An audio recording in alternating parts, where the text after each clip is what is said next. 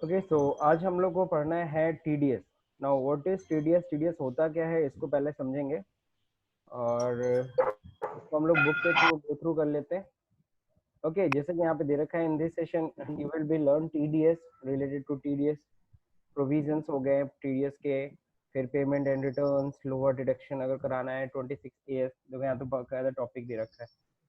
Accounting treatment of TDS क्या होता है, टीसीएस टैन ई टीडीएस के बारे में हम लोग पढ़ने वाले हैं। ठीक है, तो चलिए स्टार्ट करते हैं। सबसे पहले टीडीएस होता क्या है, हम लोगों ने सिंपली समझा हुआ है। टीडीएस का मतलब कि भाई देखो, कोई भी पेमेंट अगर एक लिमिट से ज़्यादा होती है तो वहाँ पे क्या होता है, एक टीडीएस कटता है। नॉर्मली हम लोग यही जानते हैं। ठीक है, तो मैं कुछ लोगों से पूछूंगा, वो अपने अपनी राय दे, क्योंकि आप लोगों ने टैली में टीडीएस कुछ हद तक पढ़ा हुआ है। ठीक है, तो अभय क्या बताओगे टीडीएस को क्या होता है, व्हाट इज टीडीएस अपने शब्दों में? हम्म सर, टीडीएस एक तरीके का एडवांस टैक्स होता है जो हम्म एक्चुअली पहले क्या होता था, गवर्नमेंट को जो जो टैक्स मिलता था वो टैक्स को मिलने में प्रॉब्लम होती थी, वो बहुत देर में मिलता था। हम्म तो फिर हमारी गवर्नमेंट ने एक कॉन्सेप्ट निकाला कि हम्म जो टीडीएस है, उन्होंने टीडीएस से एक कॉन्सेप्ट निकाला। उन्होंने कहा जहां से इनकम हो रही है वही वहीं से उसका टीडीएस कट जाए, वहीं से टैक्स। और जो भी वो पैसा पेमेंट कर रहा है किसी पार्टी को, वो उस पे टीडीएस काट करके और वो अमाउंट वो हर महीने जमा कर दे। इससे क्या हुआ, गवर्नमेंट को टाइम पे टैक्स मिलने लगा, गवर्नमेंट के पास पैसा आने लगा, जिससे गवर्नमेंट अपने कामों को और ठीक से कर पाई। और ये टीडीएस सब लोग नहीं काट सकते। टीडीएस काटने के लिए हमको टैन नंबर की जरूरत होती है, ठीक है, बहुत लंबा तभी बता हम दिया था, टीडीएस बस एक काट। सिर्फ पीडीएफ पूछे थे, बाकी तुम तो पूरा थ्योरी समझा रहे हो। चलो काफी लंबा एक्सप्लेनेशन था। चलिए अच्छा ठीक है, टीडीएस को अगर कोई आपसे पूछता है सिंपली इतना बोल सकते हैं, TDS is advance income tax.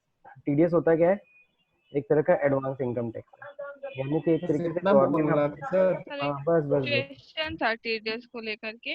हाँ पूछिए। हेलो। अभी वैसे टॉपिक हम लोग का खत्म जैसा नहीं हुआ है। जैसे पूछ लो लेकिन कोई टीडीएस। दिक्कत नहीं है। अभी तो हम लोग टीडीएस इनिशियल स्टार्ट कर रहे हैं, अभी थियरी। बोलो बोलो।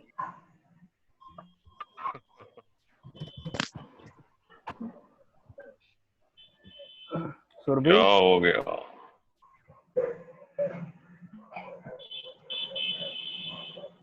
चलिए ठीक है, छोड़िए सुरभि, अभी क्वेश्चन। आवाज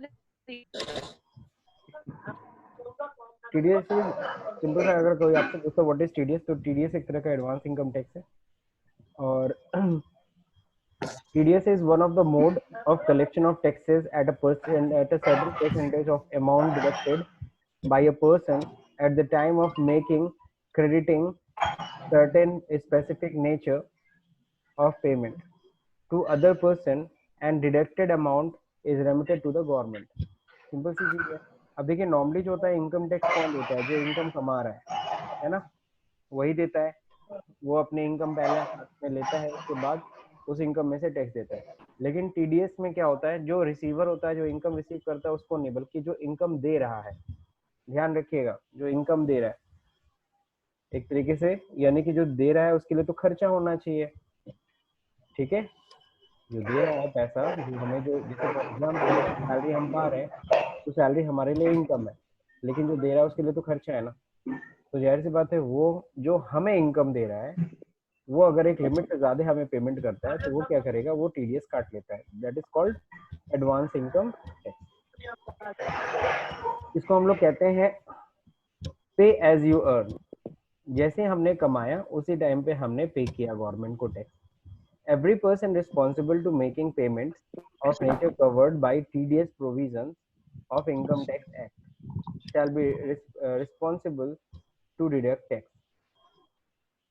तो ध्यान रखिएगा, ये तो समझ गए, एवरी पर्सन रिस्पॉन्सिबल, हर वो पर्सन रिस्पॉन्सिबल है जो पेमेंट कर रहा है। और कौन सा पेमेंट कर रहा है? ऐसे नेचर का पेमेंट कर रहा है जो टीडीएस प्रोविजंस में दिए गए हैं। और टीडीएस प्रोविजंस किसने बनाया? टीडीएस प्रोविजन जो इनकम टैक्स ने बनाया। तो इनकम टैक्स एक्ट के तहत ही आता है टीडीएस प्रोविजंस भी। Shall be responsible to the tax. What a deductor must do. अब जब हम टीडीएस की बात करते हैं तो टीडीएस में 3 पार्टी आ जाती है, ठीक है ना। एक होता है डिडक्टर, एक होता है डिडक्टी, ओके बस 2 ही होते हैं। एक होता है डिडक्टर और एक होता है डिडक्टी। डिडक्टर मतलब जो टीडीएस काट गवर्नमेंट भी हो गया ना, एक मान लीजिए गवर्नमेंट, पेमेंट तो उसी को जाता है। हाँ पेमेंट तो उसी को जाएगा। अब देखो डिडक्टर होता है डिडक्टी, ये दोनों समझना होगा। डिडक्टर मतलब जो टैक्स काट रहा है, जो टीडीएस काट रहा है, उसको हम लोग कहते हैं डिडक्टर। और डिडक्टी मतलब जिसके इनकम में से टीडीएस कट रहा है, उसको हम लोग कहते हैं डिडक्टी। अब यहाँ पे दे रखा है ऑब्टेन 10। सबसे पहली चीज डिडक्टर, मान लो मैं डिडक्टर हूँ, मेरे को, मैं अगर सपोज करिए आप सभी लोग मेरे एम्प्लॉय हो, है ना। आप सभी लोग मेरे एम्प्लॉय हो, आप लोगों को मैं सैलरी दे रहा हूँ, है ना। तो मुझे करना क्या होगा, मुझे आप लोग की सैलरी मैं आपको जो देता हूँ वो एक लिमिट से ज्यादा है। सपोज करो सभी लोग की एग्जाम्पशन लिमिट से ज्यादा सैलरी मैं आपको दे रहा हूँ। तो सबसे पहली चीज तो मेरे को आपके पेमेंट में से टीडीएस काटना होगा। उसके लिए करना क्या होगा, मुझे सबसे पहले ऑब्टेन 10 फ्रॉम आईटी डिपार्टमेंट। तो मुझे सबसे पहले तो अब 10 नंबर लेना होगा। जैसे पैन नंबर लेते हैं इनकम टैक्स जमा करने के लिए, 10 नंबर लेना होता है टीडीएस जमा करने के लिए। फिर क्या करना होगा, obtain pan of deductive. Pan भी लेना, पैन क्या होता है, जितने भी डिडक्टी हैं, जिन यानी आप सभी लोग मेरे एम्प्लॉय हो, तो आप सभी लोगों का मुझे क्या लेना होगा, पैन नंबर। क्योंकि आप लोग के पैन नंबर पे ही मैं टीडीएस काटूंगा। अगर आप पैन हमें देते हैं तो नॉर्मल रेट से टीडीएस काटूंगा, और अगर पैन नहीं सबमिट करते हो तो 20% के रेट से टीडीएस काटूंगा। 20% या tax rate, whichever is higher. अब क्या है, identify the nature of payment. सबसे पहली चीज जो मैं देखना होगा, हमें पहचानना होगा, यानी कि डिडक्टर को देखना होगा वो पेमेंट किस तरह का कर रहा है। Nature of payment and categories under the particular section. तो आगे हम लोग सेक्शंस भी पढ़ेंगे। तो जैसे सैलरी का पेमेंट कर रहा है, कि कमीशन का पेमेंट कर रहा है, कि रेंट का पेमेंट कर रहा है, हम किस चीज का पेमेंट कर रहे हैं, हमें पहले नेचर देखना होगा, ठीक है। Then deduct tax at a specific rate.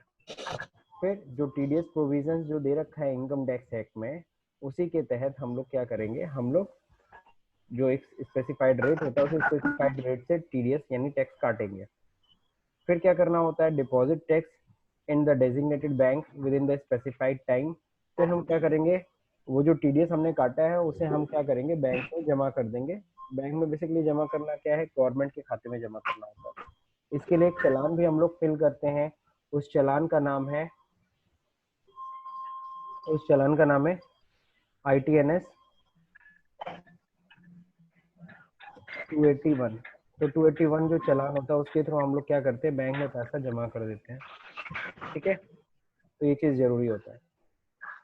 अच्छा, ऊपर भी मैं एक चीज मेंशन कर दे रहा हूँ, टैन के लिए एप्लीकेशन फॉर्म जो होता है वो क्या होता है, 49B।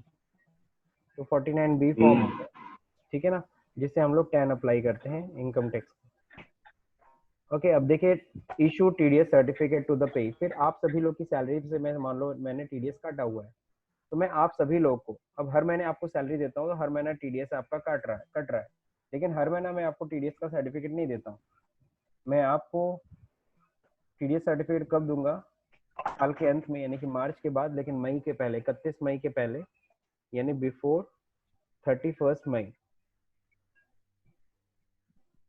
31 मई मैं आपको क्या करता हूँ, मैं आपको सर्टिफिकेट प्रोवाइड करूंगा, ठीक है ना। वो भी सर्टिफिकेट किस में प्रोवाइड करूंगा, उसको हम लोग बोलते हैं फॉर्म 16। जो सर्टिफिकेट है उसको हम लोग कहते हैं फॉर्म 16। बेसिकली इस बात का प्रूफ होता है कि आपका टैक्स गवर्नमेंट के पास जमा हो चुका, ठीक है। नेक्स्ट क्या होता है, फाइल टीडीएस रिटर्न। हाँ बोलिए। हेलो हाँ बोलिए। सर, इसमें 31 मई रहेगा कि मार्च रहेगा? क्या चीज, एक सर बार फिर इसमें से रिपीट कर दो। बिफोर 31 मई रहेगा कि मार्च रहेगा? 31 मई। देखो मार्च खत्म होने के बाद तो मैं सर्टिफिकेट दूंगा, है ना। तो मार्च तक का मैं को देना है ना, तो 31 मार्च का जब मैं पेमेंट आप लोगों को कर दूंगा, टीडीएस फिर काटूंगा। फिर मेरे पास समय होता है कि मतलब अप्रैल और मई मेरे पास समय होता है। अप्रैल और मई, 31 मई लास्ट डेट होती है नॉर्मली। 31 मई के पहले मैं आपको फॉर्म 16 प्रोवाइड करा दूंगा, ताकि आप लोग अपना भाई रिटर्न फाइल, क्योंकि जुलाई में आप लोग को रिटर्न फाइल करना होता है। एक इंडिविजुअल रिटर्न कब फाइल करता है? जुलाई में। तो मार्च के बाद अप्रैल मई तक मैं आपको 16 दे दूंगा, फिर अब जैसे ही आपको फॉर्म 16 मिलेगा उसके बाद अपना आप रिटर्न फाइल कर दीजिएगा।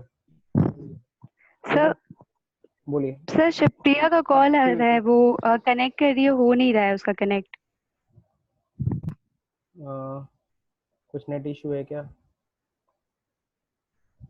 ये सर मैसेज कर रही है वो कि कनेक्ट नहीं हो रहा है, वो ट्राई की है शायद। अच्छा एक बार और कह दो, ट्राई कर लो, हो सकता है मैं उस टाइम पे पढ़ा रहा हूँ ना, ध्यान नहीं दिया।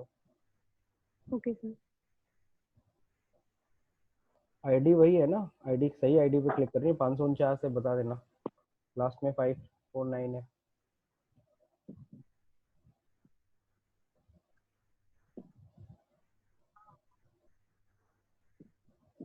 चलो ठीक है, साइड में रखते हैं, आएगा भी कनेक्ट तो दिखेगा। ओके नेक्स्ट क्या है यहाँ पे? तो मैं कंटिन्यू करता हूँ, शीतल आएगी, कनेक्ट हो जाएगी, कोई दिक्कत नहीं। सो फाइल टीडीएस रिटर्न है 24Q में जाता है रिटर्न्स, है ना? तो वो रिटर्न फाइल हम लोग देखेंगे, 24Q होता है, 26Q होता है, ये हम लोग पढ़ेंगे आगे। बाकी सबकी ड्यू डेट होती है, जैसे यहाँ पे मैंने 31 मई बताया। अब जैसे टैक्स जमा करने की लास्ट डेट क्या होती है और टीडीएस रिटर्न फाइल करने की लास्ट डेट क्या होती है? तो टीडीएस रिटर्न फाइल करने की 31 तारीख होती है, जबकि टीडीएस जमा करने की तारीख होती है अगले महीने की 7 तारीख तक हमें जमा कर देना होता है टैक्स का पेमेंट। यानी अगर जनवरी का पेमेंट है तो 31, सॉरी जनवरी का पेमेंट है तो 7 फरवरी तक पेमेंट हो जाना चाहिए। हाँ बोलिए। सर एक क्वेश्चन है हाँ जी पूछिए। कि सर इनकम टैक्स फाइल भी करते हैं, उसके बाद तो टीडीएस का भी अलग फाइल होता है। हाँ टीडीएस का भी रिटर्न फाइल करना होता है। अब जैसे इनकम टैक्स रिटर्न, जैसे फॉर एग्जांपल मान लो मेरी कंपनी है, सिंपल सा एक चलो मैं व्हाइट बोर्ड पे इसको समझा देता हूँ आप लोग को, ठीक है? सपोज करिए मेरी कंपनी है, ठीक है? मेरी कंपनी है न्यू एरा, ठीक है? New era company private limited, है ना? ये मेरी कंपनी है सपोज। अब क्या है, इसमें आप सभी लोग एम्प्लॉय हो, तो मैं तो इसका क्या हूँ, मैं इसका ओनर हूँ, ठीक है ना? मैं इसमें जाहिर सी बात है, मान लीजिए मैं इस कंपनी का ओनर हूँ सपोज, है ना? ठीक। अब आप सभी लोग एम्प्लॉय, अब मेरे को देखो क्या क्या करना पड़ेगा। मैं अगर ओनर हूँ तो मेरे को सबसे पहली चीज तो मेरे को अपना पैन लेना होगा। मैं अपने पैन पे क्या करूंगा, इनकम टैक्स रिटर्न फाइल करूंगा। आईटी रिटर्न जो मैं फाइल करता हूँ, मैं किस पे फाइल करता हूँ? अपने पैन पे फाइल करता हूँ। और टीडीएस जो है, और मैं एक टैन नंबर भी लेता हूँ ना, टैन नंबर, और टैन नंबर पे मैं क्या करता हूँ, मैं टीडीएस रिटर्न फाइल करता हूँ। समझ रहे हो? अब जरा इसमें देखो फर्क क्या है। इनकम टैक्स रिटर्न में मैंने जो इनकम कमाई है मैं उसका ब्यौरा दूंगा, ठीक है? मैंने जो इनकम कमाई है ना, मैं उसका ब्यौरा दूंगा किस में? मैं इनकम टैक्स रिटर्न में। यानी कि मैंने सपोज करो अपने बिजनेस में जो भी मैंने प्रॉफिट कमाया है, उस प्रॉफिट, भाई वो प्रॉफिट मेरी इनकम है। यहाँ पे प्राइवेट लिमिटेड हटा दूं, वरना कई लोग कहेंगे क्या पढ़ा रहे हैं सर। चलिए अब सही है, क्योंकि कंपनी में कोई ओनर तो होता नहीं है ना। अब वो सॉरी लिमिटेड कंपनी तो चलिए उसमें मैं सिंपल सा न्यू एरा कंपनी एक छोटा सा फर्म है। अब इसमें मैंने क्या किया, मैं ओनर हूँ, मैं अपना पैन नंबर लूंगा, आईटी रिटर्न फाइल करूंगा अपना, जो भी मैं प्रॉफिट कमाऊंगा वो प्रॉफिट मेरे लिए इनकम है, ठीक है? अब आप लोग मेरे एम्प्लॉय हो, तो आप लोग के जो मैं सैलरी या मैं किसी को कमीशन या मैं रेंट देता हूँ एक लिमिट से ज़्यादा, तो मैं टीडीएस काटता हूँ, ठीक है ना? और टीडीएस काट के मैंने कितना जमा किया, कितना टीडीएस काटा है, किसमें से कितना टीडीएस काटा है, इन सब का ब्यौरा भी मुझे देना पड़ेगा, जो मैं देता हूँ टीडीएस रिटर्न्स में। ओके, तो उसके लिए मुझे पैन नंबर लेना पड़ता है, ठीक? तो ये टीडीएस रिटर्न में अपने इनकम का नहीं, मैं अपना नहीं, ये सामने वाले के एम्प्लॉयज का जो टैक्स मैं जमा कर रहा हूँ, या सामने वाले का जो टैक्स मैं जमा कर रहा हूँ। समझ रहे हो? अब एक और चीज, रुक जाना, अभी कंप्लीट बात नहीं हुई। फिर मैं जीएसटी रजिस्ट्रेशन भी लूंगा, जीएसटी आईएन भी लूंगा, समझ रहे हो ना? अब जीएसटी रिटर्न में मैं क्या भरूंगा, मैं जीएसटी रिटर्न भी फाइल करूंगा ना। जीएसटी रिटर्न में किस बात का फाइल करूंगा, मैं जो भी गुड्स की डीलिंग कर रहा हूँ, जितनी भी मैंने सप्लाई दी है, आउट सप्लाई, है ना, तो सप्लाई की डिटेल किस में जाएगी, वो जीएसटी रिटर्न्स में चला जाएगा। जीएसटी में। समझ गए कि नहीं समझ गए? तो सोचो, यानी कि अगर मैं बिजनेस Yes, कर sir. रहा हूँ और मेरा थोड़ा सा मतलब मान लो अच्छा बिजनेस है, तो जाहिर सी बात है मुझे इनकम टैक्स रिटर्न भी फाइल करना है, टीडीएस रिटर्न भी फाइल करना है, ठीक है ना, टीडीएस रिटर्न भी फाइल करना है, जीएसटी रिटर्न भी फाइल करना है। अब फर्क क्या है, इनकम टैक्स रिटर्न कैसे जमा होता है विकास, तुम बताओ, सालाना होता है कि हर महीने होता है कि 3 महीने पे होता है कि 6 महीने पे होता है? सर सालाना होता है। बिल्कुल सही। अब चलो टीडीएस रिटर्न बताओ, टीडीएस रिटर्न का फाइल होता है, हालांकि मैंने पढ़ाया नहीं लेकिन तुम लोगों ने टैली में कुछ हल्का फुल्का पढ़ा होगा। टीडीएस रिटर्न का फाइल होता है, किसी को भी पता हो बताए? टीडीएस हर मंथ रिटर्न की होता साल है लास्ट 7 में। तारीख को, नेक्स्ट मंथ। अरे नहीं, टीडीएस वो तो टीडीएस जमा करना है 7 नेक्स्ट तारीख। मंथ की 7 टीडीएस तारीख को रिटर्न होता के है। लास्ट में होता है, वो साल टीडीएस के जमा लास्ट में करना है। रिटर्न। 3 महीने पे होता है। हाँ सही है, नहीं, 3 क्वार्टरली महीने पे होता है। क्वार्टरली होता है। नहीं, क्वार्टरली रिटर्न फाइल होता है टीडीएस का, 3 महीने पे हमें ब्यौरा देना होता है।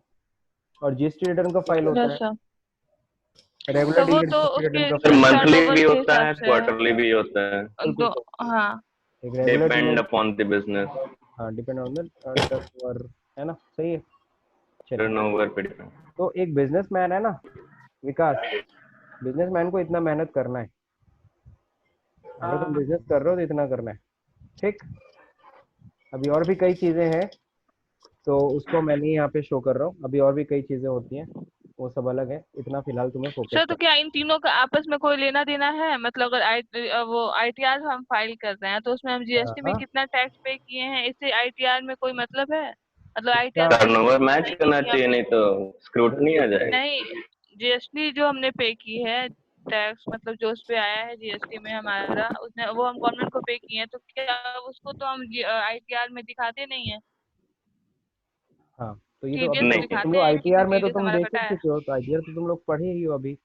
इनकम टैक्स रिटर्न में सिर्फ क्या दिखाना अच्छा। होता है, बिजनेसमैन अगर होता है उसको ये दिखाना होता है टर्नओवर कितना है, तो टर्नओवर आपका जो अपना इनकम टैक्स रिटर्न में दिखा रहे हो, यहाँ पे टर्नओवर आपसे पूछा जाता है कि कितना आपने टर्नओवर किया, और वो turnover that should be match with the GST return, है ना, ये होना चाहिए, ठीक है।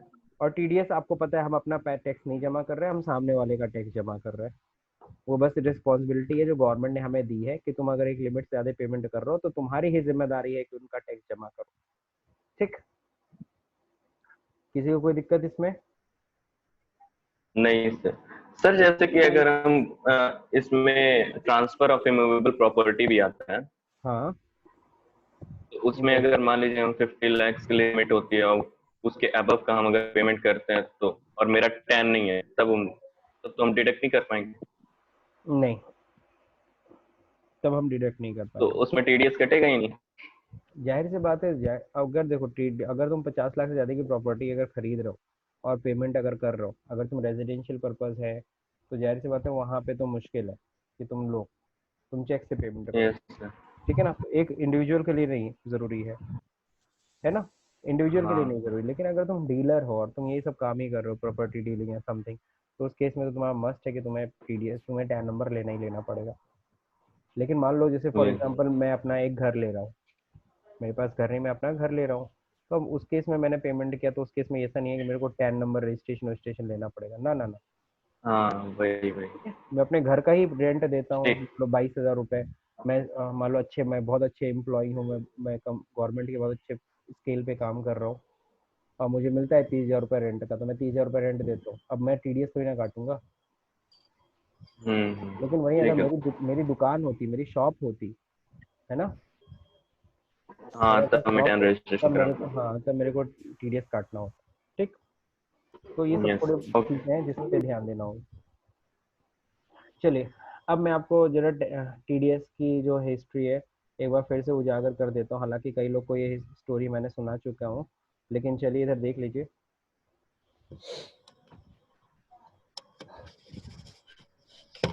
क्या बात है, मोहसिन खान भी आ गया आज। चलिए देखिए होता क्या है बेसिकली, जैसे कि अभी हम लोग बात कर रहे थे टीडीएस की, मैंने क्या बोला, टीडीएस एक तरह का क्या है, एडवांस टैक्स है, ठीक है, एडवांस टैक्स। तो ये टीडीएस इजाद क्यों हुआ, सिंपल सी चीज़ है, अगर हम 2-3 चीज़ों की बात करें, अगर हम इंडियन रेलवे की बात करें, रेलवे की बात कर लेते हैं, टाटा कंपनी की बात करते हैं, और किसकी बात कर ले, रिलायंस की बात कर ले, ठीक है। तो अगर इन सब कंपनियों की अगर हम बात करें तो रिलायंस कंपनी में कितने एम्प्लॉय होंगे अप्रॉक्स, रेलवे में कितने एम्प्लॉय होंगे अप्रॉक्स, चलो हम बहुत कम लेते हैं 10 लाख, ओके, बहुत होंगे। 2 लाख, ओके ओके, चलो 3 लाख ले लेते हैं इसका, ओके सपोज करो। अब टोटल मिला करके अगर हम देख रहे हैं तो टोटल 15 लाख एम्प्लॉयज़ हैं। अब इन सभी को सपोज करिए जो अमाउंट मिलता है, सैलरी मिलती है, वो एक लिमिट से ज़्यादा है। एक लिमिट से ज़्यादा का मतलब क्या होता है, यानी कि उनके पेमेंट में से टीडीएस कटने लायक है, यानी एग्जेम्पशन लिमिट से ऊपर कमाते हैं। अब इनकम टैक्स डिपार्टमेंट जो हमारा है, हमारा इनकम टैक्स डिपार्टमेंट, आप सभी को पता है इनकम टैक्स डिपार्टमेंट सीबीडीटी के नीचे आता है, central board of direct tax. तो इनकम टैक्स डिपार्टमेंट के पास इतने स्टाफ नहीं है कि इन 15 लाख लोगों से 15 लाख लोगों को पकड़े, उनसे टैक्स वसूले, ठीक है ना। तो उस समय गवर्नमेंट ने, उस समय जो फाइनेंस मिनिस्टर थे, उन्होंने एक सिंपल सी चीज़ सोची, अब इन 15 लाख लोगों के पीछे अगर हम लोगों को लगाएंगे तो बहुत से लोग होंगे जो टैक्स नहीं देंगे या टैक्स से बच जाएंगे, उन्हें पकड़ना, उनसे टैक्स वसूलना थोड़ा टेढ़ी खीर थी। तो ऐसे में उस समय जो फाइनेंस मिनिस्टर थे पी चिदम्बरम, उन्होंने क्या किया, उन्होंने एक कंसेप्ट निकाला टीडीएस का। उन्होंने सिंपल सी चीज़ किया कि आखिर में 10 लाख एम्प्लॉयज़ को सैलरी दे कौन रहा है, रेलवे। टाटा कंपनी दे रही है 2 लाख को, रिलायंस कंपनी 3 लाख को दे रही है, तो क्यों ना हम रिस्पॉन्सिबिलिटी दें किसको, इंडियन रेलवे को, टाटा कंपनी को, रिलायंस को, कि आप लोग जब इनको पेमेंट करते हो ना 10 लाख लोगों को, तो 10 लाख लोगों को पेमेंट करने से पहले ही उनका टैक्स काट करके हमें जमा कर दें गवर्नमेंट को। और इसको सिर्फ और सिर्फ एक औपचारिक रूप से उनको सिर्फ एक दायित्व नहीं दिया, बल्कि इसको रिस्पॉन्सिबिलिटी बना दिया, दैट इज योर लायबिलिटी, कि आपकी लायबिलिटी है कि आप इन 10 लाख को अगर पेमेंट कर रहे हो, एग्जेम्पशन लिमिट से ज्यादा पेमेंट कर रहे हो, तो ऐसे में उनका टैक्स काटो हर महीना और गवर्नमेंट के खाते में जमा करो, ठीक है। तो इस तरीके से उन्होंने सिंपल सा ये 3 लोगों को पकड़ा, रेलवे, टाटा और रिलायंस, इन कंपनियों को पकड़ा, तो और 15 लाख लोगों के जो टैक्स है वो जमा हो गई किसके पास, इनकम टैक्स डिपार्टमेंट के पास। तो ये ट्रिक था। अब इससे 2 बातें हुई, अब इससे देखो 2 बेनिफिट हुआ। वो 2 बेनिफिट की बात क्या कर रहे हैं जरा समझना, वो 2 बेनिफिट गवर्नमेंट के लिए है, आपके लिए नहीं है, ध्यान रखिएगा। वो दोनों बेनिफिट जो मैं डिस्कस कर रहा हूँ, हम लोग अपने लिए नहीं बात कर रहे, हम लोग किसके लिए बात कर रहे हैं, हम लोग गवर्नमेंट के लिए बेनिफिट। सबसे पहला बेनिफिट क्या हुआ, सबसे पहला बेनिफिट ये हुआ, एक तो रेगुलर पेमेंट मिल रही है गवर्नमेंट को, रेगुलर मतलब एवरी मंथ गवर्नमेंट के पास पैसा आ रहा है, ठीक है ना, पहला नंबर रेगुलर इनकम होगी। दूसरा नंबर क्या फायदा हुआ, जो लोग टीडीएस ले मतलब टैक्स नहीं जमा करते थे, या टैक्स जैसे होता है ना, कहीं अगर तुम्हें को अगर पैसा मिल जाए और फिर कहा जाए बाद में से टैक्स देना है, तो तुम देना नहीं चाहोगे, तुम टैक्स की चोरी करोगे, तुम टैक्स इवेजन की कोशिश करोगे। तो टैक्स इवेजन पे भी क्या हुआ, काफी हद तक रोक लगी।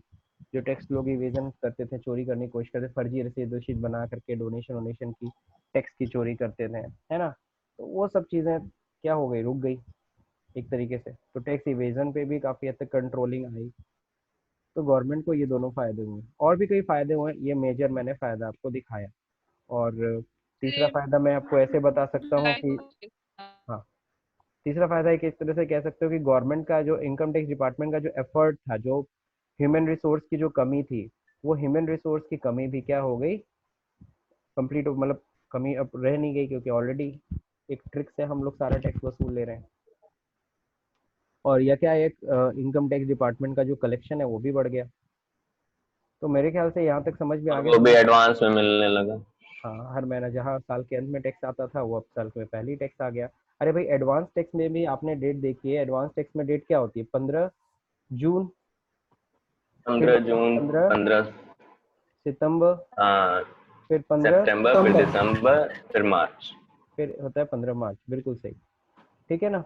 तो ये डेट है, 4 ही तो डेट है, 4 ही डेट को तो पैसा आ रहा है। अब ऐसे टीडीएस में क्या हो रहा है, हर महीना पैसा आ रहा है। एडवांस टैक्स हमें 4 दिन में, हमें डेट 4 दिन में हमें पैसा देता है इंस्टॉलमेंट में, जबकि ये हमें रेगुलर पेमेंट करता है। तो ये था टीडीएस का फंडामेंटल। अब मैं आप सभी लोग को बता दे रहा हूँ, अभी ये डिस्कनेक्ट होने वाला है, वापस उसी लिंक पे क्लिक करके वापस कनेक्ट हो जाइएगा। ओके।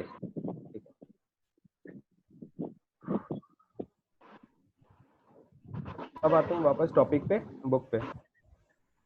तो डिडक्टर को क्या क्या करना पड़ेगा ये मैंने आपको मेंशन कर दिया है।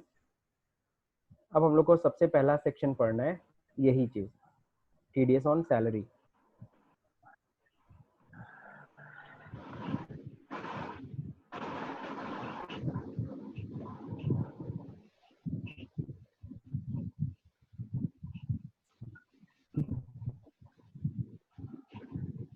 तो मैं अभी डिस्कनेक्ट हो जा रहा है, आप लोग फिर से कनेक्ट करके करिएगा, तभी हम ये टीडीएस ऑन सैलरी स्टार्ट